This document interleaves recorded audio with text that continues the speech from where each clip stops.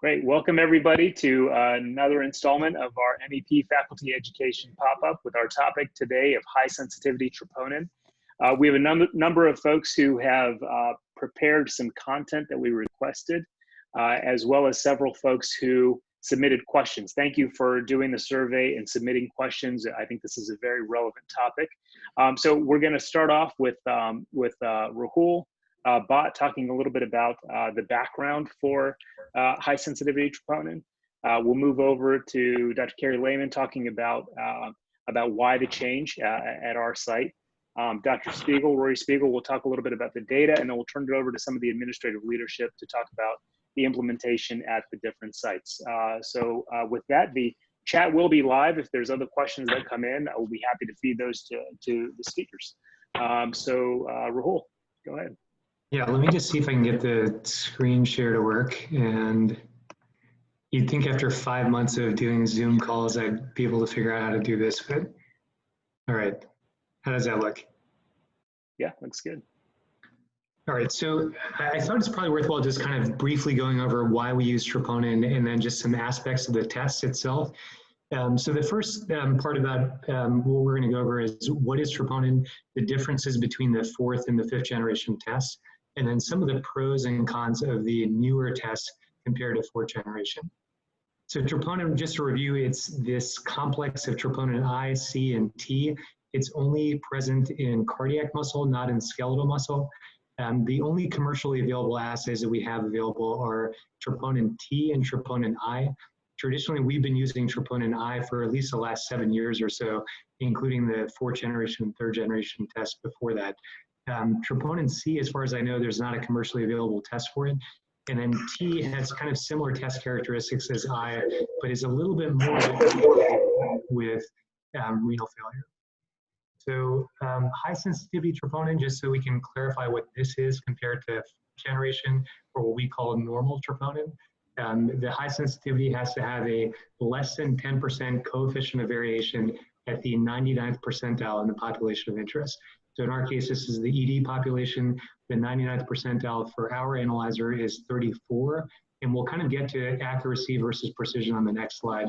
But it's mainly based on this height coefficient of variation, and that you have to have detectable troponins for greater than 50% of healthy individuals in the population of interest. That's a big change compared to the troponin that we were using before, where the vast majority of patients that we tested had completely undetectable troponins. Now, almost everyone that we test actually has detectable troponin.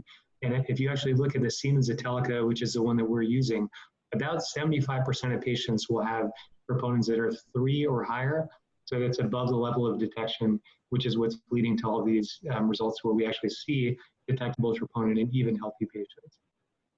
Just to remind everyone, as far as the units that we're using, this is nanograms per milliliter instead of nanograms per liter. So we're used to seeing this 0.045 or 0.033 or whatever the number is, it's 0.0 something. But now we're actually multiplying that by 1,000. So that old 0.045 is now a troponin of 45. So just a brief word on accuracy versus precision. Accuracy is how close the value is to the actual value, whereas precision is how repeatable that value is from test to test. And so if you look at a low accuracy, low precision test, that's something that's completely useless. We're generally trying not to use any of those kind of tests.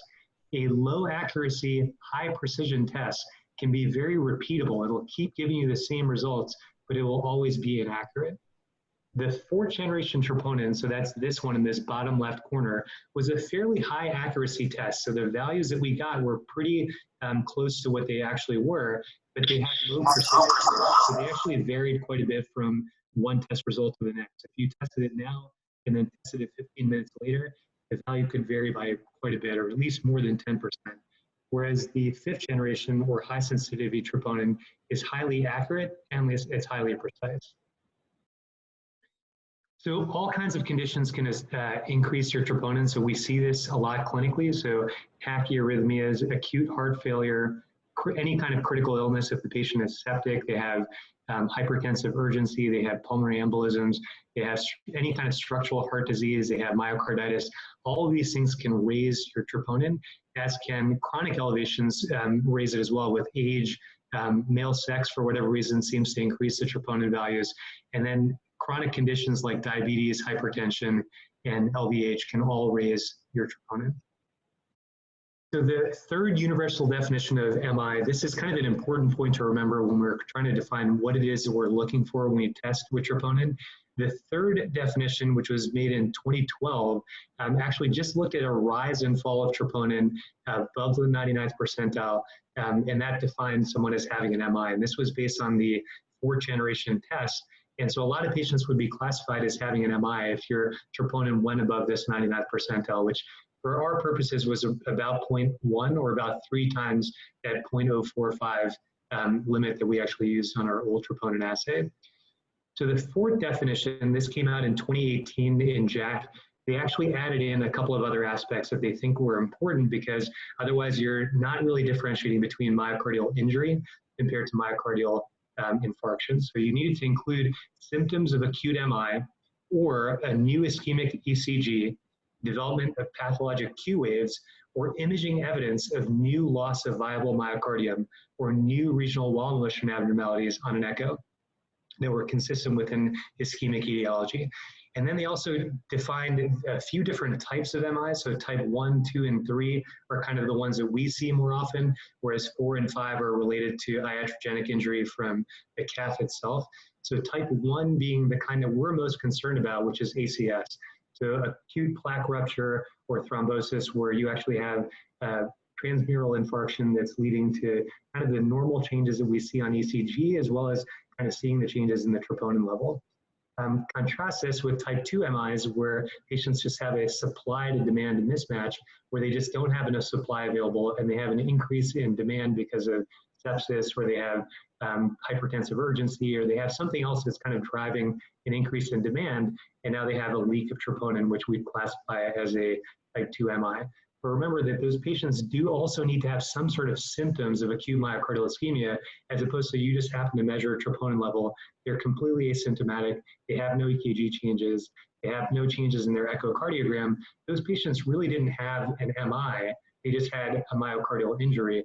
And so it's important to kind of differentiate those two things, that what we're trying to look for in the ED is a couple of different things, but we're really trying to make sure that we're picking up ACS, which is that type 1 MI, where there's an acute plaque rupture causing an injury to the myocardium.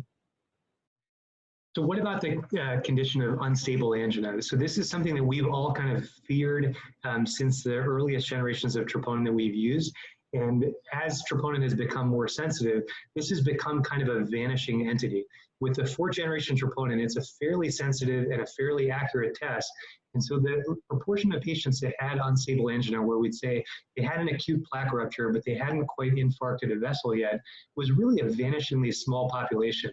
And now with the fifth generation or high sensitivity troponin population, this is almost a non-existent entity. So if you're seeing a patient at 3 to 6 hours after they started getting chest pain, and you're checking a troponin, it's still negative, they really don't have unstable angina or ACS or a type 1 MI or whatever it is you want to call it, because they don't have any troponin that's kind of evident in their blood test. This is kind of similar to a TIA. We've all kind of become accustomed to a patient coming in with brief weakness in their arm or leg, and now have resolved their symptoms, but they get an MRI that actually shows a stroke. So we're used to seeing some sort of evidence of there being an actual event on imaging.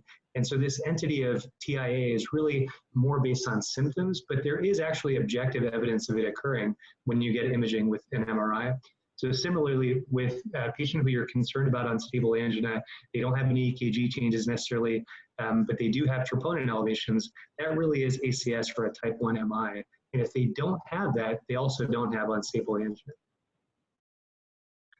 So some of the pros and cons of the test, the pros of the high sensitivity is that it detects MIs earlier and it detects microinfarctions. So smaller sizes of infarction will be detected using this assay. And it allows for reliable rule outs in the emergency department. And there's robust literature to guide this from Europe over the last 10 years. Some of the cons is that with this increased sensitivity means less specificity for myocardial infarction, and you have more abnormal troponin values you have to kind of just put into context. And there is more of a possibility of interference with the assay with biotin and some vitamins and a few other things that are kind of beyond the scope of this discussion, but could potentially interfere with our assays as well. So a couple of people have asked the question of who else is using this. It's pretty much just Europe right now, and then a few different institutions in the US have started using this as well, with UC Davis, Brigham, Geisinger, and Mayo, and probably a few others over the last year who have adopted this. Georgetown in June, and then Hospital Center in July. And I think any day now, Franklin should be getting started with it as well. So that's kind of a quick overview. We'll kind of get to questions related to troponin, I think, in a minute, but I think Carrie was going to talk a little bit about kind of the thought process behind implementing this. Sure. So Manish asked me to speak a little bit about the analyzer and the implementation, as well as the desirable test characteristics. So in terms of the reason to implement it, around 2017, the FDA approved the high sensitivity troponin test, and 4 systems developed the ability to use this test. Those 4 systems were Siemens, Roche, Abbott, and Beckman. Most of the initial literature that Rahul referenced, the institutions are using Roche and Abbott. We have a contract with Siemens. Their old analyzer is an aging machine called a Vista. So one of the things that was an impetus for movement was sort of the desire to standardize our assays throughout the system for many reasons. One is that fixing the old system was becoming a problem, as well as obtaining reagents and testing materials for the old system, because it is sort of going into senescence. And so the Siemens new system is called the Siemens Healthineers Atelica. And that is the system that was adopted by MedStar. That system is very expensive. And if I could give you kind of some context, it's the size of a car. So when you buy a lab analyzer, you're not buying, like, I tend to think of like a strep test or something like that. You're not buying that. You're buying something that takes up a lot of space. And it can be configured in sort of a U shape or an L shape, which is one of the reasons it was desirable, because some of our labs have a lot of space constraints. One of those is Washington Hospital Center, actually. And so that was a reason that need to standardize sort of that market value, kind of value added, to have the whole system going towards one machine, and the fact that the ability to obtain assays and products needed to run the tests was getting harder. So a group was formed about a year ago now that included emergency medicine, cardiology, hospital medicine, to evaluate whether or not we thought we could make the switch, and how, really more, I think, how we were going to make the switch. And so many of you may recall me sending out a survey way back when with Dan Tekle, asking some questions about it. Some of the positives about the Siemens machine, it is an integrated immunoassay as well as a clinical chemistry analyzer. So from a lab perspective, that's a plus. It also has the ability to do magnetic sample transport, so less loss of samples and easier movement. It has a 360 camera, which is new, which decreases barcode reading errors. It has scheduling software and automated controls and calibration. So as you can imagine, it's sort of like upgrading your car. You know, you're getting a better operating system. And then it allows for better inventory control with reagents to have the same system. And then the cost, there's reduction system-wide. And then if I just want to switch over for a minute into desirable test characteristics. A lot of this Rahul already touched on, but it does allow for some earlier rule outs and earlier rule ins for cardiac processes that are not MIs. So things that we might have been missing in the past, such as myocarditis. And then one of the things that Mayo Clinic highlighted when they took over was the need to pick up disease in females. Females were being missed. We weren't looking for things early enough. Females have less myocardium. And so sometimes the test wasn't sensitive enough. And then improved risk stratification and sex differentiation. And I think that the literature will evolve over years. This is widespread in Europe and has been for 9 years, but the implementation in the United States is really just over the last 2 years. It also allows for a 0 and 2 hour turnover as opposed to 0 and 3 or 4 hour. And then patient safety is a positive, I think, worldwide. And I think we will start to see more type 2 MIs. And so, as you know, we're a well-positioned sort of heart failure center. And we want to pick up those more subtle diseases so we can get them into our pipelines faster. So we may see more people with non-obstructed coronaries. And one of the main things I think is not to fear the positives. I think as ED physicians, that's our biggest fear. But as with any new test, I think over time it goes down. And then in terms of, I know the question was asked, who uses it? In addition to Rahul's list, Maryland, Henry Ford, Hennepin, Stony Brook, Duke, Baylor, Inova, and Mayo are all on that list as well. And then one other side note is just in terms of comparing the 4th generation and 5th generation, if the values are under 100, it's not a clear correlation. So even though you can sort of think about it as a correlation between the old values, it's not quite right when you look at the comparison. Carrie, I'm happy to answer any more. Yeah, can you just expand on that last piece a little more? Sure. Yeah. So if the value comes back below 100, the old value let's just say if the old value comes back at 0.01, like with the troponin we're used to, the new value could be 25, it could be 45, it could be 52. So that correlation isn't perfect. I know a lot of people were just moving the decimal point in their thought about it. But if the level on the new is below 100, it's not an exact correlation. Yeah, Manish, that just has to do with that coefficient of variation below the 99th percentile is pretty poor with the 4th generation. If the troponin is like 2, you can very easily extrapolate that to the new assay. But when it's 0.05 or something like that, you can't reliably translate apples to apples. Okay. Okay, great. Any other questions for Carrie before we move on to Rory talking a little bit about the data? Good, and we'll certainly have more time for questions towards the end. All right, Rory, if you can share some of the data on high sensitivity troponin. Yeah, so just a brief comment on that last point. That's exactly why with the old assay, we couldn't really do delta troponins. We would just stick with a certain cutoff just because that 10% coefficient of variant wasn't reliable enough to correlate that shift in troponin value with an actual clinical disease. So as far as the data, there's tons and tons and tons of data published on this. Like Carrie said, it's been around in Europe for years and years now. So I thought rather than presenting specific studies, I'd kind of give you a synopsis, my best unbiased view of the data and the test.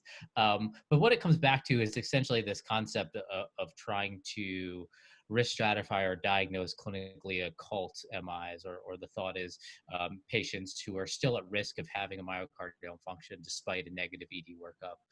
This goes back to what Rahul was saying about unstable angina. And if you actually go back and read, the original data on unstable angina, it's quite interesting. These patients were not clinically occult in any way. They were all literally levening. This was prior to STEMI being a thing. And so it was Q wave or non-Q wave MI. And I think in the original paper, about 30% of them ended up having a STEMI. And we were all using CKMBs at that point. There were no troponins. So, unstable angina has become less and less of a clinical disease, and they moved rather than diagnosing unstable angina to MACE, which is adverse cardiac events. And so this is the concept that if you send someone home, what is the risk of them having a bad event in the next 30 days? And the thought was the 4th generation troponin alone, having a negative 4th generation troponin, wasn't good enough to say that a patient wasn't going to have a MACE event in the next 30 days. And that's why we use risk scores like the heart score. The heart score was one and probably the most accepted of recent years, but there was also the TIMIs, the EDACs, so on and so forth. But the thought of that is you combine a risk score to get a group of patients that are low risk of an event, and combine that with a troponin, and the negative likelihood ratio following that is acceptable for discharge. discharged. And if you look at most of the data on the heart score, with a heart score 1 to 3 and a negative troponin, it put you at somewhere around a 2% risk of MACE in the next 30 days. And most of us thought that was clinically okay. But that got you about 30% of patients. Everyone else was still in that kind of area with either they ruled in for MI or they were at too high risk of going home. And being at too high risk of going home is somewhere around 5 to 7%. Still, the vast majority of those patients who are not heart score -3 with a negative 4th generation troponin do not rule in, but they're just too high risk to go home. And so what the 5th generation or the high sensitivity troponin has done has basically said, we now have a troponin that's good enough sensitivity to no longer require the heart score or some other risk stratification tool to appropriately risk people to say you're safe for discharge, or the risk of a negative event in the next 30 days is minimal. Now, the problem with that, you end up having a whole bunch of people who don't meet that criteria, essentially a negative high sensitivity troponin. And again, you end up about 30 to 50% of patients, depending on the data set you look at, can be discharged directly home from the ED following their initial troponin. And you have the same kind of group of patients that end up in chest pain purgatory, which I like to call that. We're not exactly sure what to do with. Now, with the heart score, most institutes would admit them all or put them into observation. At Washington Hospital Center, we were somewhat forward thinking, and we actually started to discharge some of those patients with close follow-up because it became clear that the risk of a negative event is less than we initially thought it was. So that might be the case with the high sensitivity troponin in that area where I think most people have the problem, this kind of intermediate zone that we put them in. But there certainly is no data one way or another to kind of know what to do with those patients. But the way I like to think about them is they are very similar to the heart score 4, 5, and 6. What we previously had the same idea. Most of them didn't have a myocardial event, but the risk was too high just to say that's okay to send them home. So I think that's pretty much the summary of most of the data on it. I think probably now the best thing would be to kind of answer some of the questions that we can kind of get into deeper points of the data. I know Raul wants a little talk about the development of our pathway in specifics, which I think is important. Do you want to go on to that, Manish or Susie, to talk about the hospital center experience, or? I have a question about oh, Manish, you're on mute, but anyway, so Rory, I was interested when we were talking earlier today about those people are in the purgatory, so their tropes come out between 16 and 119, and we don't think they have a type 1 in STEMI or a STEMI, and what's wrong with them. Doesn't sound like there's data out there to tell us what that means, what that implies. It's like the possibility of structural heart disease, but can you just say a few words about that? Like, is there helpful data out there, or we're just going to have to kind of forge our own path and look at what happens to those people and figure it out ourselves? Yeah, so I mean, most of the studies will say that there's about a 5% risk, 5 to 7% risk of a cardiac event in the next 30 days. Now it's a little hard. There's not great data on what those actually mean because, you know, with the heart score, we have gotten smarter. The MACE, which was the original definition, included things that were clinically important, like a STEMI and a death, serious cardiac arrhythmia, so things that we actually care about. But it also included things like revascularization or return to the hospital, which are less important things that we probably don't have to worry as much about.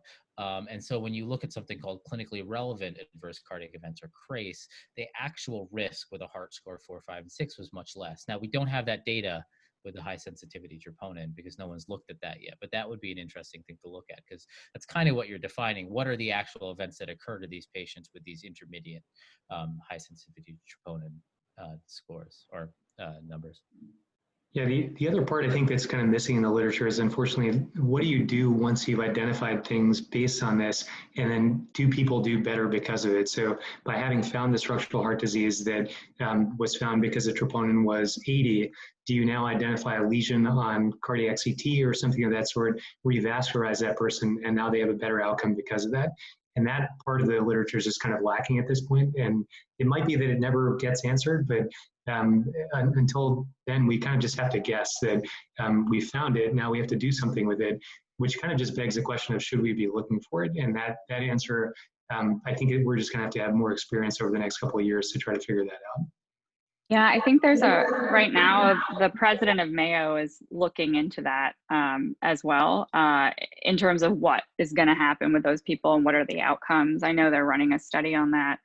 And then there was a group, the Ohio Health Research and Innovative Institute, that looked at correlating heart score with high sensitivity troponin. And that is, there's very little data out there on that. We reached out to Maryland, as well as them, when we came up with how to put our new troponin scores in where the old ones are. And basically what they found was there's about a 10% difference in where people land on the heart score algorithm. And then ASAP currently is recommending that you risk stratify in addition to the high sensitivity troponin level, and risk stratification can be obtained by using the heart score, which is why we're promoting the continued use of the heart score for now, so that we can study, you know, what that really means.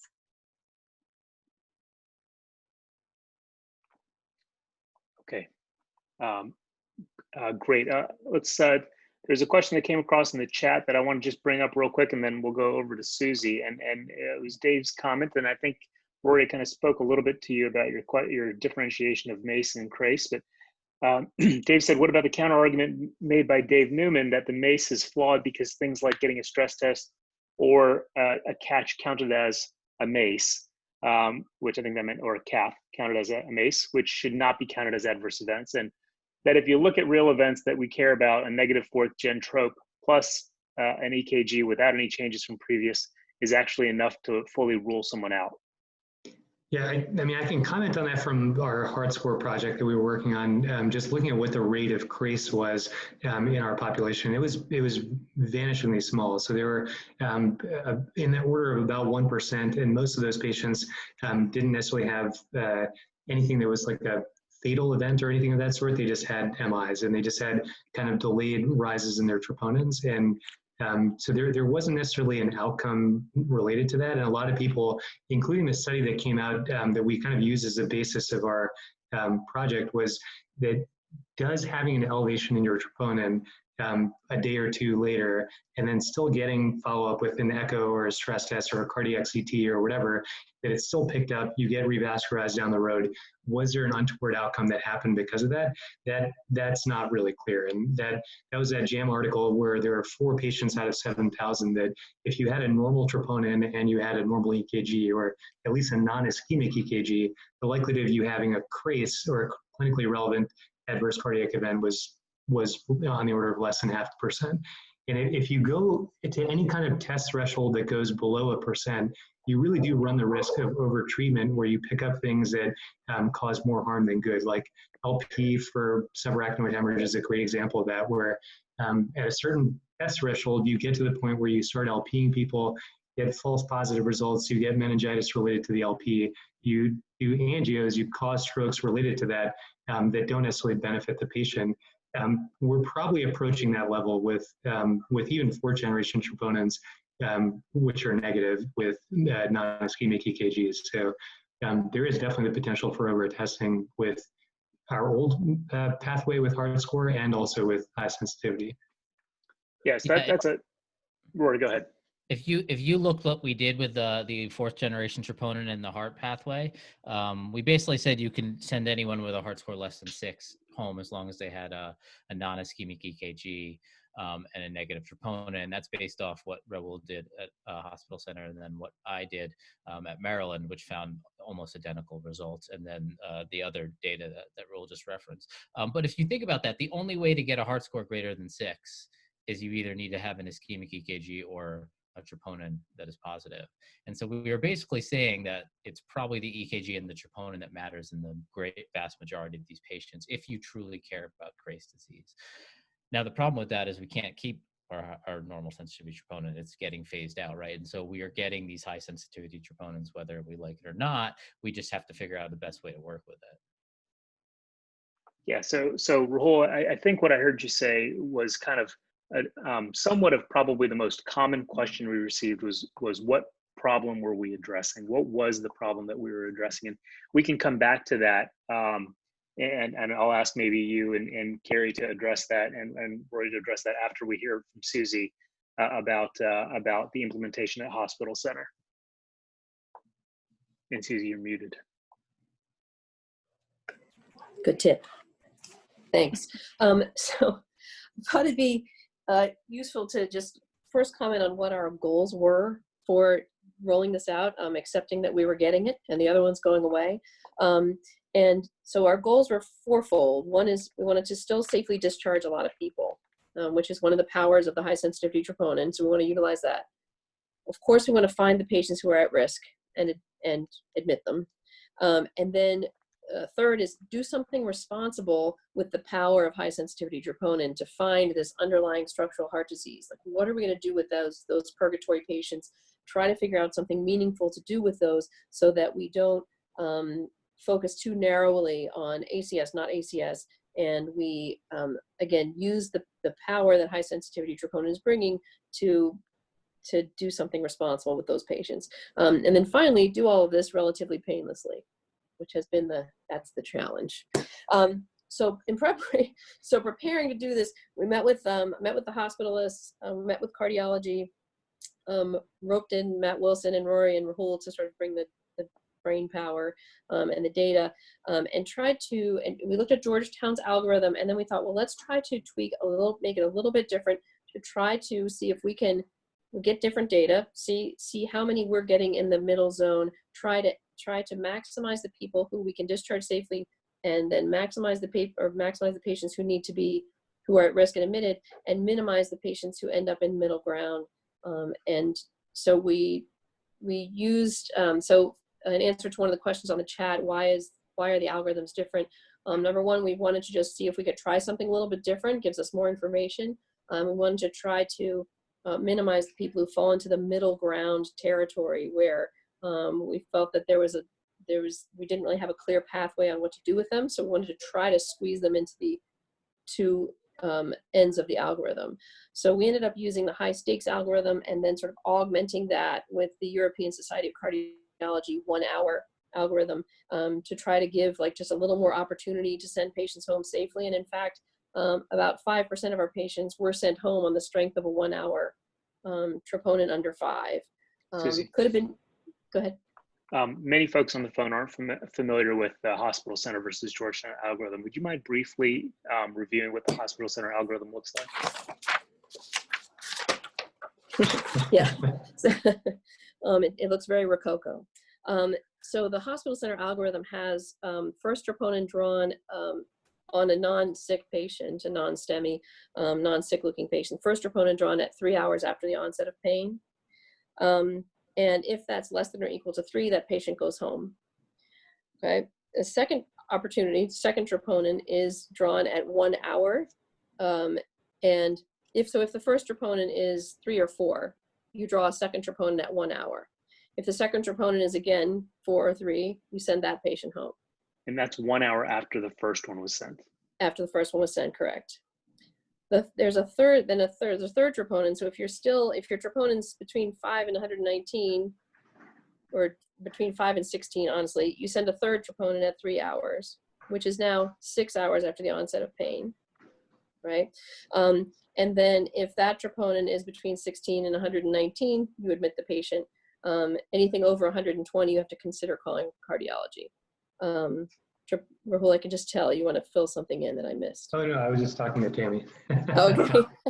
You're like, Jesus, she's got it all wrong. So when the third troponin, if your third troponin is less than 16 and the 3 hour delta between the previous troponin and that troponin is less than 3, you can send those people home. So there are 3 opportunities to send home. First troponin is less than or equal to 3. Second troponin is less than 5. Or third troponin is less than 16 or has a small delta. So that's ours. That's our algorithm. Can I ask you a quick question about that? Of course. At what point does a troponin level equal admission? So I heard you say what can go home. At what point does it mean you need to stop and admit the person, if any? Greater than 16 in what we have. Any troponin greater than 16 suggests the patient needs to be hospitalized. correct, which is where we run into a lot of trouble. So I'll continue my comments till we get to challenges, Okay. because that's one of the challenges. So a couple things about the rollout. One is that, Terry, be prepared for a big transition to the new analyzer. And for the first couple of weeks, our turnaround time for the high sensitivity troponins were in the 5 to 6 hour range for each one. So forget the 1 hour troponin. I mean, the 1 hour troponin just kind of went out the window, the 3 hour troponin. So it's a big deal. And that's all your chemistries that are coming through that analyzer. So there's just a big learning curve. Now I just spot checked our turnaround times today, and they're between 45 minutes and an hour, but it's been 4 weeks. And the other thing is, so how are we doing on our goals? So our goals, first of all, we need more data. We're not sure how we're doing on our goals yet, right? Keeping that in mind.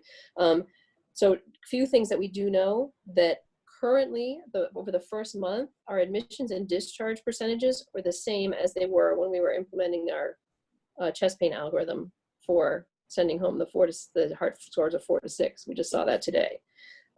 So we're admitting around 33%, and we're discharging around 66% of patients who are getting high sensitivity troponins.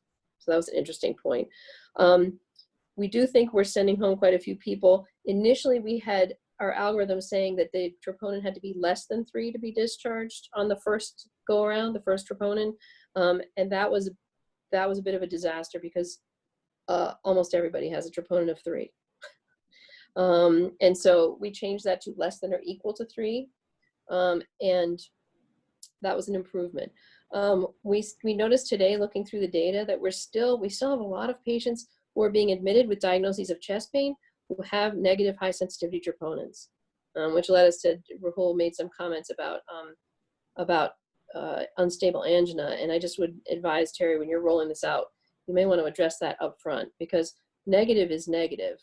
And I have a feeling that what people are doing when they're seeing that high sensitivity troponin of 3 or 4, they're saying, well, it's like unstable angina. Their troponin's not leaking, but they still could have a significant lesion, but, you know, and a high risk. And I think people need to adjust their frame before that. So I would bring that up ahead of time. So that's our first goal. Second goal, finding people who are at risk and admitting them.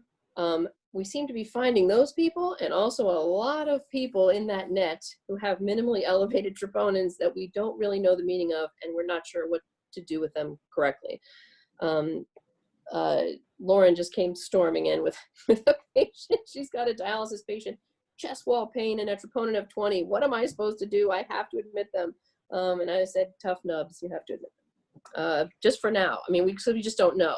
So people have to sort of need to be prepared to swallow some of those difficult ones where you just don't have the gut feeling that they have ACS, but your troponin is not helping you in that case. So admit them and let it work its way out. And then when we review the data, we'll find out what's the right thing to do with those.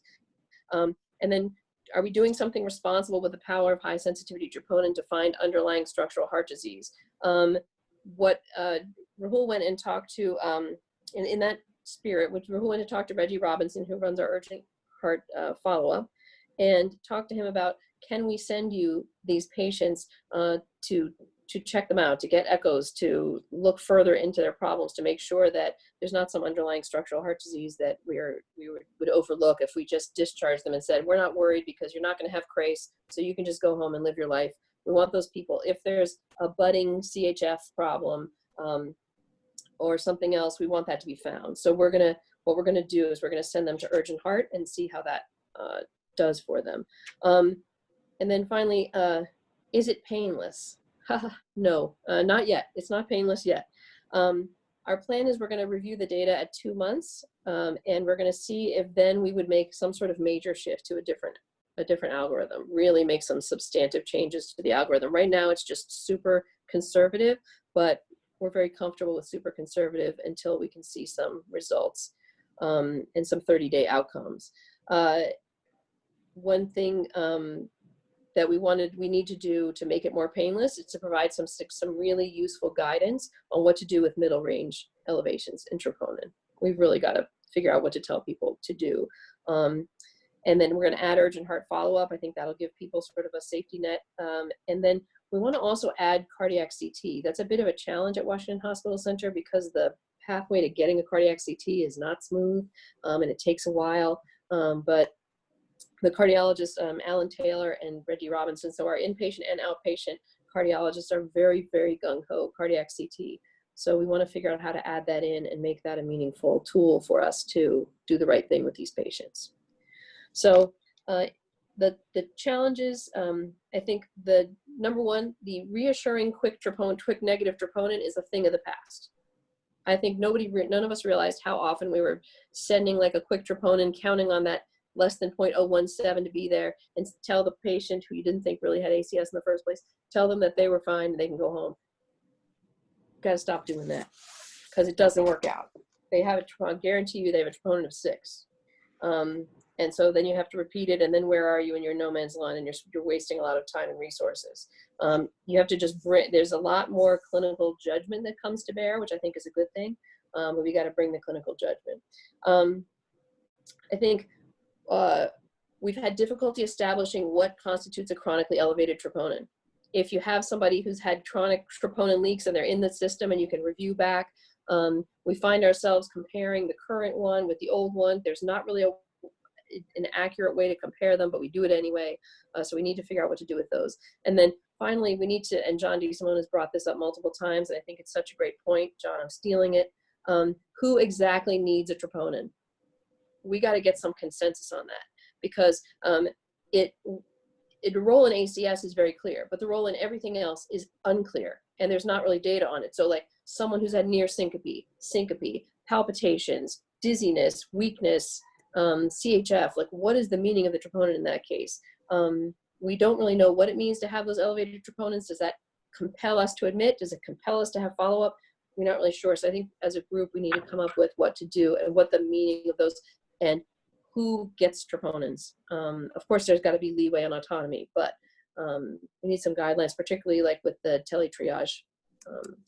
Those need to be consistent, because getting stung with a troponin that you didn't want in the first place is that the stakes are getting higher than they used to be, because you have to repeat and keep the patient for a long time.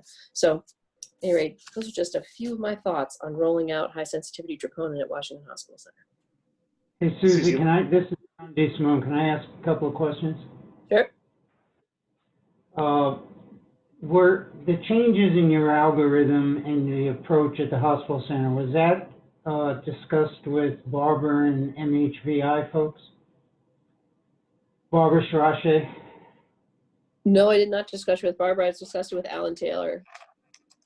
Okay. Can you just make sure that Barbara and her team, because whether or not folks know this or not, but every single patient from the ED, not every single patient, we have a log on every single patient, 2,500 consecutive patients from Georgetown and the Washington Hospital Center who have high sensitivity troponin assays resulted are being reviewed for about 35 clinical indicators.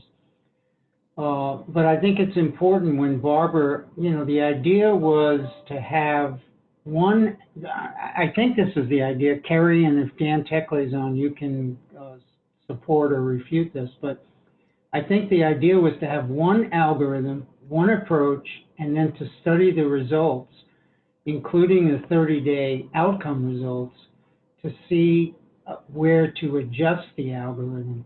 And I think having a different algorithm at Georgetown from the hospital center defeats that ability to do that. I'm not involved in that. I am probably have reviewed out of the 2,500 charts by far the most, well over 1,500 myself. And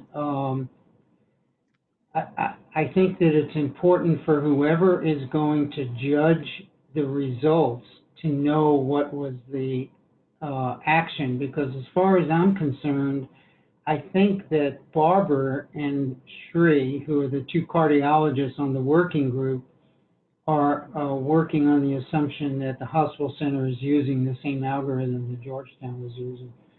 And I think having separate algorithms also makes it difficult for those ED providers and residents who work at both places. So I would just ask you to make sure that that's coordinated.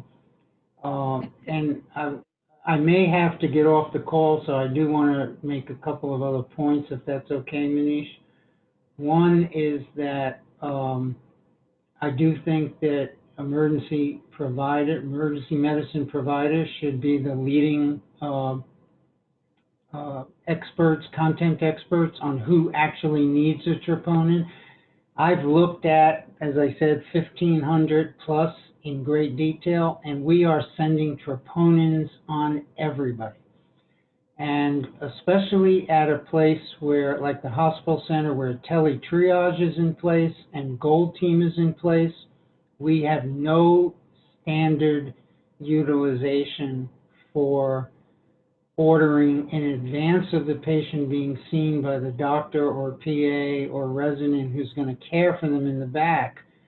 The high sensitivity troponins are being sent on all sorts of diagnoses, and I think that lends itself to the frustration with this test.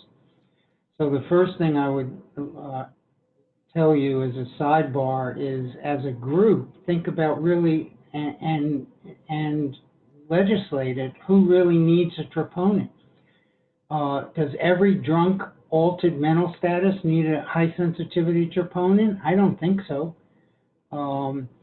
The other thing I have found is that we have high sensitivity troponins being ordered and no EKGs. That doesn't make sense to me.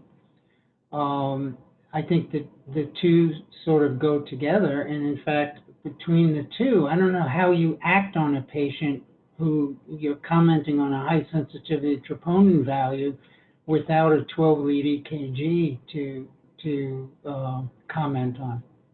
But that is happening routinely, so I think, and then it's been mentioned by multiple other folks, but this is brand new science in my mind, and rather than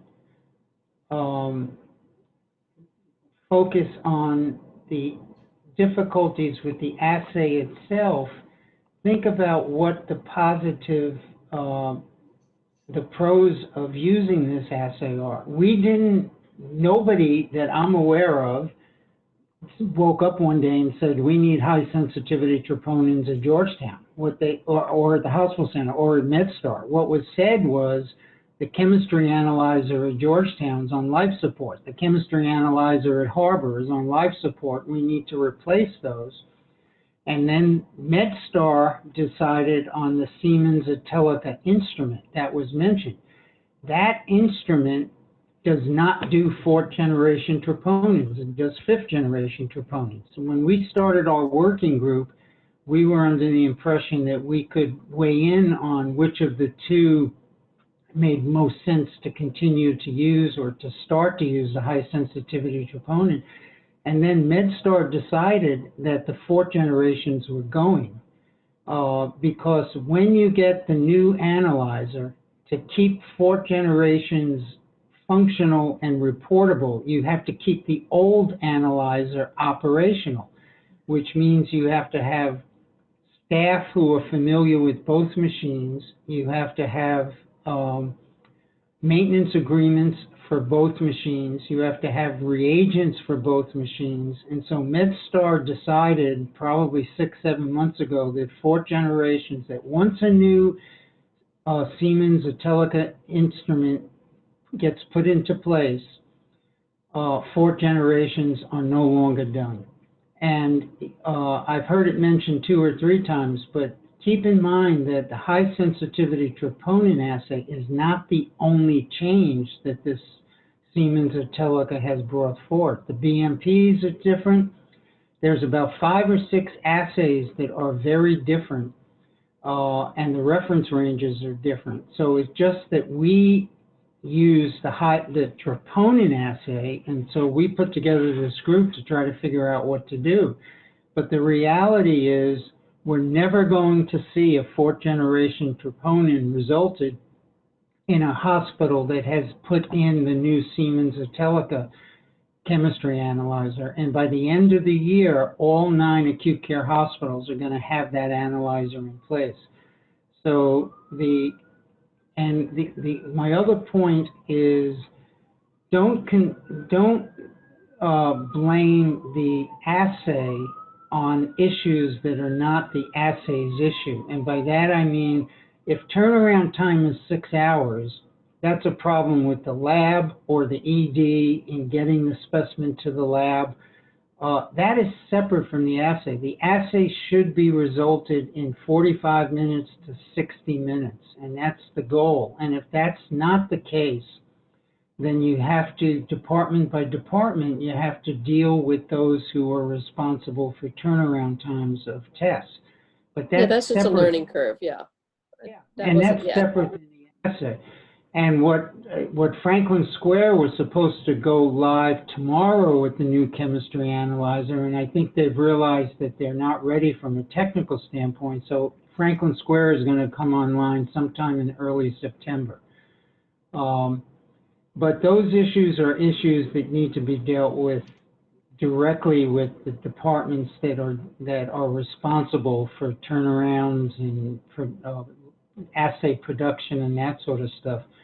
The test itself, if you follow the original algorithm that has been in place now since June 2nd at Georgetown anyway, your turnaround should be under 3 hours for the final product for you to make a decision.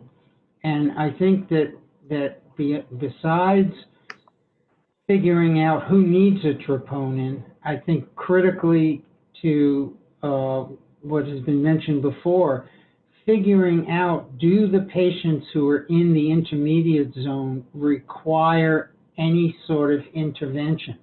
If you can keep 1 or 2 patients because of a high sensitivity troponin assay out of the advanced heart failure clinic in 8 months, you're doing good medicine. And I think all our EDs are worried about now is turnaround time. And I have seen in that 1,500 patients, abnormal high sensitivity troponins completely ignored for anything other than the fact that there's no delta, so the patient's not having an acute ischemic event, so it's safe to send them home. The other thing I'll mention is that I have looked at probably 1,000 hospital center charts. Be careful, and you may want to run this audit yourself, Susie, and others from the hospital center. Urgent heart referrals are great, but the patient has to follow through. And the overwhelming majority of the charts that I have pulled of patients who receive urgent heart referrals do not follow through within 2 weeks' time. It's about 80%, John, when we followed up with urgent. When we used to we were doing urgent. Okay, well, I'm not finding that at all in my work, in my audit, and so I have that information on a zillion patients, and that's a separate thing. I just raised that to be careful. It's sort of like in the old days, you know, ED docs used to say follow up in 2 to 5 days or something for things that really either didn't need any follow up or could follow up in 2 weeks. But we all felt better saying 2 to 5 days, even if we knew that was fantasy. Hey, so John. Just be careful. Yeah. I'm gonna, just in the interest of time, we have just a couple minutes left, and there's a couple more points I want to get to. I think all good points that you raised, which I think are valid. But if it's okay with you, we're going to move on to Carrie, and then just to wrap up with a couple points. Yeah, sure. I just want to emphasize that the reason why we chose the algorithm we did is because there's essentially 3 algorithms in use in the entire United States, modeled off the European algorithm. The 0 1 hour, 0 2 hour, and 0 3 hour. And they all have the same values. And that's what's in use in 29 hospitals throughout the US, a combination of those 3 algorithms. There was recently published a pretty good summary article in Annals in July, and that's the High US study. And so the part of the reason why we went on an algorithm that was already established is so that we can collect the data and then decide to change the algorithm, because otherwise we really would have no basis for deciding. And then the other point I want to make is that we know that the positive predictive value is lower in Black race, renal disease, and history of heart failure. And so it does take some more thought in those patient groups. And sometimes you can make that decision yourself. You can know the patient has heart failure. You can assume that that's probably it. You can make follow-up for that patient with their cardiologist or make a plan with them. And they don't all have to be admitted. We have run the gamut on those middle road patients because some of them already have really good, care established in the city or where else. And so I think it's a learning curve on that 4 to 6 group, just like Rory said. Great. And Carrie, I wonder, for those of us who don't work at Georgetown, could you briefly go over some of the differences in the algorithm that Georgetown has versus hospital centers? Yeah, sure. Sorry, I did not know there were 2 different algorithms. And so our algorithm, if the troponin is less than 3, they're ruled out and they can go home. So the same thing there. If it's greater than 3 or the baseline, or greater than 3, then they need a delta, and that's done in 2 hours. If the delta is greater than 20, that lands them in that gray zone where you have to decide what to do with them. If it's greater than 120, they rule in. If the baseline is greater than 8, that's where that shady side is. Because like you said, we don't have the history on these high sensitivity troponins. This is going to take us a couple years to develop those values on people. So if it's greater than 8, those are the patients that you're often having to make a call. The reason why we went with one algorithm as opposed to a sex-based algorithm, which they have at different shops, is because we thought it was easier than remembering 2 things. So we went with the female algorithm, which is going to capture more patients, right? Because men generally, can tolerate the lower values. I'm using tolerate as a word, but you are going to capture more. And maybe down the road, we'll see that change. I do think that the baseline probably will end up moving up to around 5 or so, based on what I'm seeing coming out of the other hospitals using it. That's my hope. I think that greater than 8 starting piece is difficult at times. Great. All right, thank you. I want to get to a couple questions that were asked, which I think were really good questions. One, if the troponin less than 34 is the 99th percentile, why are we using 16 as a cutoff? Yeah, we wound up using the 16 as a cutoff for a couple of reasons. One is that the study that was cited in the JACC article about transitioning to the high sensitivity troponin quoted the high stakes algorithm using the, I think it was the Abbott analyzer using 16 and 34. So we felt like if we were going to try something that's different than the algorithm that's being used at Georgetown, we're not going to go straight from 8 to 34 as a cutoff, because we're going to be missing a lot of patients that we're now discharging using this algorithm. We want to first establish the safety of using 16 as a higher cutoff. And then once we've gathered enough data, we could probably eventually transition to the 34 cutoff. So the 34 cutoff, what you're referring to, I think Dave was the one that asked the question. It's a 34 cutoff for females and a 50, I think 1 or 52 males using the Siemens Italica analyzer. We use the 16 as a cutoff because that's what they used in the JACC article, but realistically, we probably could have used 34. We just wanted to err on the side of conservative earlier on. I think it's important to note too that these analyzers, they don't correlate necessarily. So we went with a protocol based off the Siemens. That's according to Jay Zeck, who's our lab director. Yeah, the high stakes algorithm, the original one, was using Italica with the 34 cutoff. So I think probably that's, we'll see what winds up happening with a couple months worth of data, but so far it's looking like the patients in that intermediate zone haven't had any untoward outcomes, but it's not a ton of data so far. Okay, great. And a follow-up, but a question along the same lines was, if a patient's troponin is 125, but stays at 125 over 3 hours and doesn't increase at all, we know that there's no acute event, I think. So why would that person, so why is there a number, an absolute number, if the delta is unchanged that requires hospitalization? Rory, I don't know if you want to tackle that one, but I think it's mainly just because we just don't know that it's safe yet. And until we get more experience with it, we can't say yet that it's safe. Yeah. So remember, you're risk stratifying. You're not diagnosing with this test, and they've tried to use the delta alone, and they've actually never found that you could safely risk stratify someone when you just use the delta, and having the absolute cutoff is necessary to risk stratify these people. Now, like Rolla said, that might change as we understand what the events are that they're defining, because they didn't really tell us. Maybe the patients who just had the stable 125 over and over was just diagnosed as having an NSTEMI and nothing else happened to them. But as far as we can tell from the data, using a delta alone just was never sensitive enough to pick up what you needed to. Interesting. Okay. From the speakers, other questions that you all received that maybe you feel like we haven't addressed, or any other questions that anyone else has?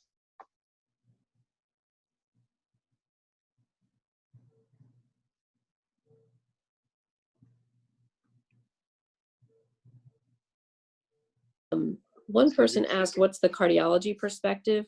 And I think I should have put that under challenges, because it's, we need to coordinate with cardiology better.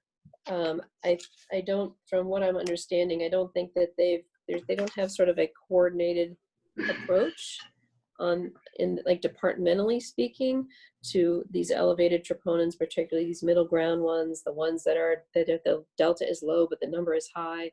And so we need to go back, and we shared our approach with them in the first place, and but we need to go back, I think probably at that 2-month mark, when we're looking at all our data and what happened to the patients. We need to go back and see what their approach is, because I don't think there's like a coordinated one. It's just sort of like each individual cardiologist, as far as what we're experiencing at hospital center, each individual cardiologist is assessing their own way. Though I just had lunch with a cardiologist today who said what he does is he just multiplies it out so that it's a number that he can tackle as in the 4th generation troponin, and just uses it as the 4th generation troponin, which is really not legit. But he said, I think everyone's doing that. So, you know, I don't think we've got like we need to coordinate and be sophisticated about our approach, our joint approach. So that's to come, but very much on the agenda.